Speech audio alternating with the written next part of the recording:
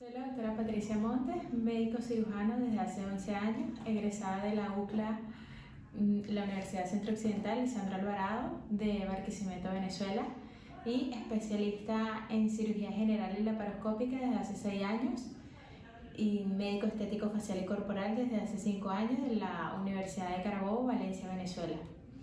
He emigrado de Venezuela hace 1 año y medio y he iniciado aquí en España un máster avanzado en medicina estética facial y corporal. Actualmente formo parte de este gran equipo de la Clínica Noval, siendo ayudante principal de quirófano del Dr. César Noval. Me encargo del manejo de los pacientes en el postoperatorio inmediato y de acompañarlos a lo largo de su recorrido. Durante estos años de experiencia he aprendido que escuchar a los pacientes y entenderlos es lo más importante para poder brindarle la solución a sus problemas.